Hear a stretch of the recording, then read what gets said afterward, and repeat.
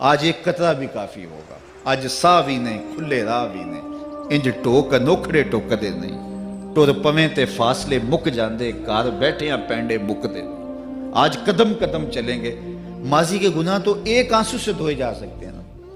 وہ ایک فقیر تھا، بازار میں کھڑا رو رہا تھا، تو کسی نے روک کے کہا بابا کیا ماجرا ہے، کسی نے مارا ہے، کیوں رو رہے ہو؟ اس نے کہا نہیں کوئی ایسی بات نہیں، ان لوگوں کے رویے نے رلا دیا۔ کہا کیا مطلب؟ کہا بازار سے گزر رہا تھا، ان لوگوں کو دنیا میں کھوئے ہوئے دیکھا تو میرے دل میں ترس جاگا، تو میرا خیال یہ ہوا کہ ان بندوں کی رب کی صلح نہ کروا دوں۔ تو میں نے پھر اس سے بات کی، تو آواز آئی ٹھیک ہے لے آ ان کو میری چوکھٹ پہ، ایک آنسو سے سارے گناہ معاف کر دوں گا۔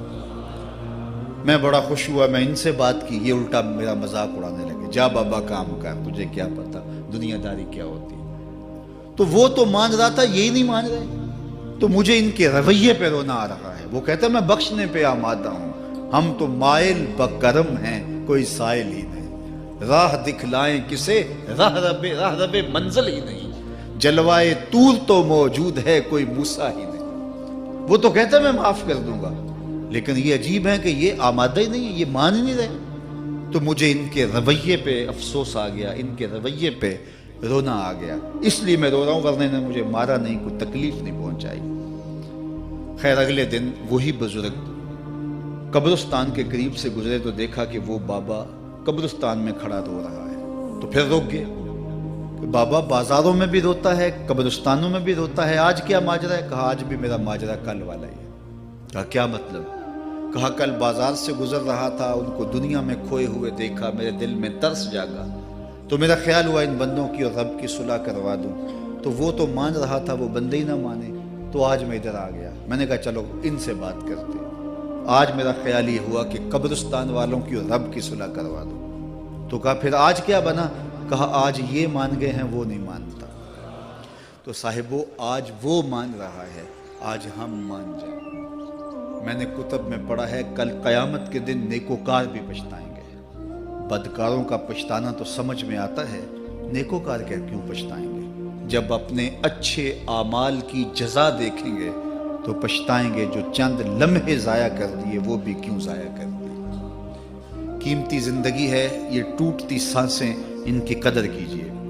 ایک بزرگ فرماتے ہیں کہ مجھے اس بات کی سمجھ نہیں آتی تھی کہ جو قرآن نے کہا ان الانسان لفی خسر، بے شک انسان خسارے میں ہے، تو میں سمرقند کے بازار سے گزر رہا تھا تو وہاں ایک آدمی پھٹے پہ برف رکھ کے بیچ رہا تھا اور ساتھ آواز لگا رہا تھا۔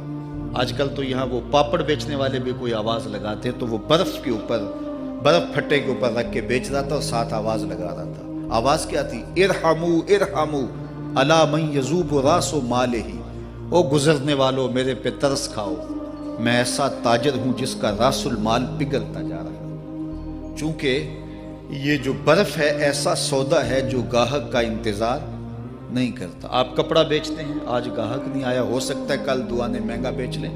آپ پیٹرول بیچتے ہیں، ہو سکتا ہے کہ کل پڑا 6 روپے اوپر چلا جائے، آپ کا لاکھوں کروڑوں کا فائدہ ہو جائے۔ لیکن آپ اگر برف بیچتے ہیں، آج نہیں بکی تو کل برف ہی نہیں ہوگی۔ تو وہ سل پہ برف بیچ رہا تھا اور ساتھ لوگوں کو دہائی دیتے ہوئے کہہ رہا تھا، او لوگو میرے پہ ترس کھاؤ، مجھ سے برف لیتے جاؤ، میں ایسا تاجر ہوں جس کا راس المال پگھلتا جا رہا ہے۔ تو کہتے ہیں جب اس نے یہ آواز لگائی نا تو میرے قدم رک گئے اور میں اس کے قریب چلا گیا اور میں نے کہا کہ مجھے ان الانسان لفی خسر کا ترجمہ سمجھ میں آ گیا۔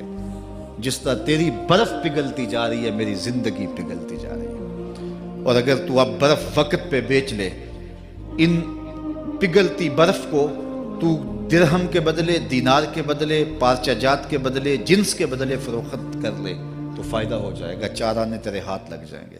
اور میں بھی ان سانسوں کے بدلے درود پڑھ لوں، ان سانسوں کے بدلے سجود کر لوں، ان سانسوں کے بدلے قیام کر لوں، کسی دکھی کے سر پہ ہاتھ رکھ دوں، کسی پریشان کی پریشانی دور کر دوں تو میری سانسیں کام آ جائیں گی، ورنہ یہ ٹھہریں گے نہیں۔ سوئے ہوئے ہوں تو پھر بھی سانسیں ٹوٹ رہی ہوتی ہیں۔ تو ہم کتنی جلدی موت کی طرف بڑھ رہے ہیں، تو زندگی کتنی مختصر ہے اور ہم کتنے بے پرواہ ہیں۔ آنکھیں اس وقت کھلتی ہیں جب آنکھیں بند ہوتی ہیں، لیکن کیا فائدہ اس وقت کا؟ آج کا پچھتاوا کل کی بہتری کی ضمانت ہے، اور آج کے پچھتاوے سے کل کی زندگی کی خوبصورتی نصیب ہو سکتی ہے۔ اس لیے یہ ڈھلتا ہوا سورج، یہ دیکھیں ابھی جب داخل ہوئے تھے تو سورج ابھی سر پہ تھا، لیکن اب سورج درد غروب سے زرد ہو چکا ہوگا اور چند لمحوں کے بعد وہ نگاہوں سے اوجھل ہوگا۔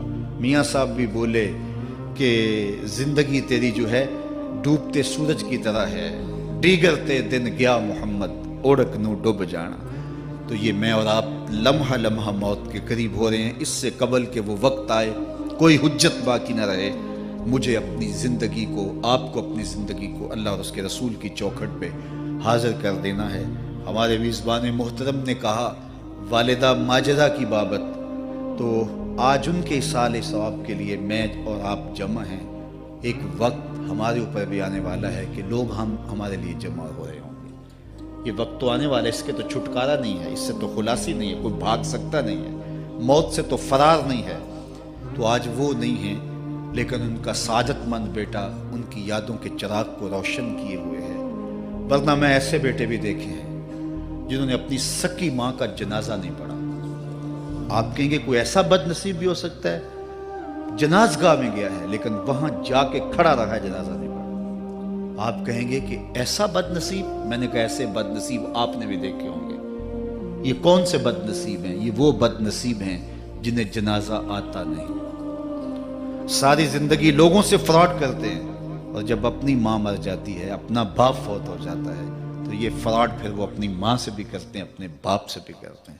مجھے بتاؤ کتنا بد نصیب ہے وہ بیٹا کہ جو اپنی ماں سے، اور وہ بھی مرنے کے بعد فراڈ کر رہا ہے، اور اپنے باپ سے وہ بھی مرنے کے بعد فراڈ کر رہا ہے۔ اور کتنا خوش نصیب بیٹا ہے کہ جو روزانہ اپنی ماں کے لیے دعا کرتا ہے۔ اور میں کہتا ہوں اگر بیٹا نمازی ہوگا، بیٹی نمازی ہوگی، اہتمام سے دعا نہ بھی کرے، دن میں کتنی مرتبہ کہے گے ربنا اغفر لی ولوالدی، اے اللہ مجھے بھی بخش دے، میری ماں کو بھی بخش دے، میرے باپ کو بھی بخش دے۔ اور جب بندے ہاتھ اٹھا کے دعا مانگتے ہیں اللہ خالی ان ربکم حیی کریم یستحیی من عبدہ اذا رفع یدیہ ان یردہما صفرا، تمہارا رب حیا کرنے والا سخی ہے، کریم ہے۔ بندے جب اس کے سامنے ہاتھ اٹھا کے دعا مانگتے ہیں، اللہ فرماتا ہے مجھے شرم آتی ہے ان کے اٹھے ہوئے ہاتھ خالی کیسے موڑ دوں۔ انہوں نے میرے سے مانگا ہے، میں بھی نہیں دوں گا تو کس در پہ جائیں گے۔ میں ایک دیہاتی بات کرنا چاہتا ہوں، اتنے لوگ جتنے آپ یہاں بیٹھے ہیں، اتنے لوگ اٹھ کے کسی دنیا دار کے ڈیرے پہ چلے جائیں اور اس سے کچھ مانگیں اور وہ دے سکتا بھی ہو، تو کیا وہ آپ کو خالی لوٹا دے گا؟ وہ کہے گا ڈیرہ داری کی شان کے خلاف ہے کہ اتنے لوگ دروازے پہ آ گئے اور ان کو خالی موڑ دوں۔ تو جب تم اتنے بڑے ڈیرہ دار ہو اور تمہیں اتنی غیرت ہے کہ اتنے لوگوں کو خالی نہیں موڑتے، تو کریم خالی موڑتے؟ آؤ تو صحیح اس کی چوکھٹ پہ جھولی پھیلاؤ تو صحیح۔ پھر دنیا داروں سے مانگنا ہو تو ان کی زبان میں مانگنا پڑتا ہے۔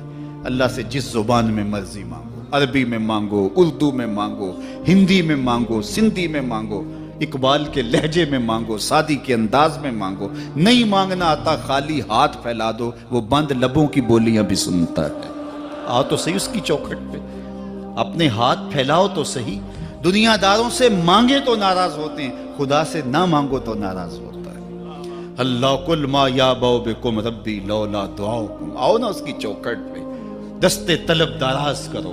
دنیا داروں سے مانگنے کے لیے وقت چاہیے۔ اس وقت تو صاحب سوئے ہوں گے، اس وقت تو ناشتہ کر رہے ہوں گے، اس وقت تو بیوی بچوں کے ساتھ مشغول ہوں گے، لیکن اللہ سے جب بھی مانگو، پچھلے پہر کنڈی کھڑکاؤ در رحمت کھلا پاؤ گے۔ دن کو مانگو، رات کو مانگو، مانگو تو صحیح، وہ تو اتنا کریم ہے۔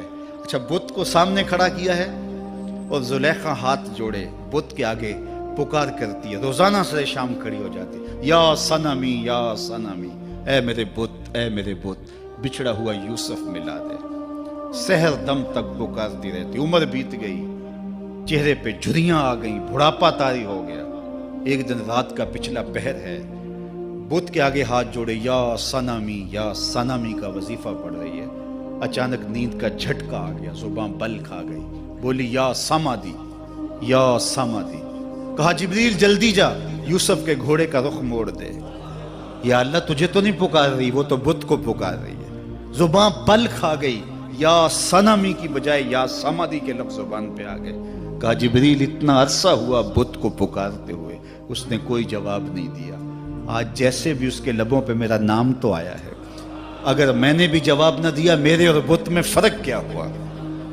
تو آؤ آج کی اس مجلس میں ہم ان کی والدہ کے لیے دعا مانگیں۔ اے عرش کے مالک، ان کی والدہ کو حضور کی ماں کا صدقہ جنت کی بہاریں عطا کر، اور ہم اپنے ماں باپ کے لیے بھی دعائیں مانگے۔ اے اللہ ہمارے ماں باپ کی مغفرت فرما، ماں باپ کی قدر کرو۔ میں نے یہ بھی پڑھا ہے، جو اپنے والدین کے لیے روزانہ دعا مانگتا ہے، والدین زندہ ہوں تب بھی، فوت ہو گئے ہوں تب بھی، روزانہ ماں باپ کے لیے جو شخص دعا مانگتا ہے، ساری زندگی اس کے رزق میں بے برکتی نہیں آ سکتی۔ تو اپنے ماں باپ کو اگر زندہ ہیں تو قدر کرو، فوت ہو گئے ہیں تو ان کے لیے کثرت کے ساتھ دعا کرو۔ یہ گھنا سایہ ہے۔ کبھی آپ نے درخت کو دیکھا ہے کہ ساری دھوپ اپنے پتوں میں جذب کرتا ہے اور نیچے بیٹھنے والوں کو چھاؤں دیتا ہے؟ ماں باپ سارے دکھ اپنے اوپر لیتے ہیں، اپنی اولاد کو آسائش اور راحت پہنچاتے ہیں۔ قدر نعمت زوال نعمت کے بعد ہوتی ہے، جب نعمت پاس ہو تو قدر نہیں ہوتی، جب چھنتی ہے تو پتہ چلتا ہے کہ کتنی بڑی دولت تھی جو چھن گئی۔ میں تو آپ کیا، میری اور آپ کی حیثیت کیا، ماں کی کمی تو آمنہ کے لال نے بھی محسوس کی ہے۔ ایک دن حضور مسجد نبوی میں تشریف لائے، تا حد نظر صحابہ تھے۔ الحاوی للفتاوی میں امام سیوطی نے لکھا ہے، حضور کو دیکھا تو ادب سے کھڑے ہو گئے، بس یہ منظر دیکھنا تھا کہ چشمان اقدس سے آنسو چم چم جاری ہو گئے، اور حضور نے ایک ٹھنڈی آہ بھری اور روتے ہوئے کہا، لو ادرکت والدی او احدہما، کاش آج میرے ماں باپ زندہ ہوتے۔ انسان نے دکھوں کا دور دیکھا ہو نا، اچانک خوشحالیاں مل جائیں تو پھر انسان یہ آرزو کرتا ہے کہ میرے ماں باپ نے میرا وہ غربت کا دور دیکھا تھا، آج دولت کی چہل پہل بھی دیکھتے، آج میرے آنگن میں بہاریں بھی دیکھتے تو کتنے خوش ہوتے۔ اب حضور جب پیدا ہوئے تھے تو باپ کا سایہ سر پہ نہیں تھا، 6 سال کی عمر تھی، اپنی ماں کے ساتھ حضور مدینہ المنورہ گئے، واپسی ابوا کے مقام پہ حضرت آمنہ کی طبیعت خراب ہو گئی، اور انہیں لگا کہ یہ میری بیماری جان لیوا ہے۔ ام ایمن کو بلایا، کہا میرے بیٹے کو بحفاظت امیر قریش تک پہنچا دینا، پھر خود حضور کے سر پہ ہاتھ رکھا۔ سیدہ آمنہ سلام اللہ علیہا حضور سے کوئی باتیں کرنا چاہ رہی تھی لیکن ضبط کے بندھن ٹوٹ گئے۔ ابن حشام سیرت کی پہلی کتاب ہے، اس میں تفصیل سے یہ واقعہ موجود ہے۔ جب سر پہ ہاتھ رکھا تو حضرت آمنہ کی آنکھیں چھلکنے لگی اور روتے ہوئے آپ نے چند جملے کہے، کہا بیٹا ہر نئی چیز نے پرانا ہو جانا ہے، ہر باقی نے فنا ہو جانا ہے، میں بھی جا رہی ہوں، وذکر باق، لیکن میرا ذکر نہیں مٹے گا، وولدت طہرا، اس لیے کہ تیرے جیسا پاکیزہ بیٹا چھوڑ کے جا رہی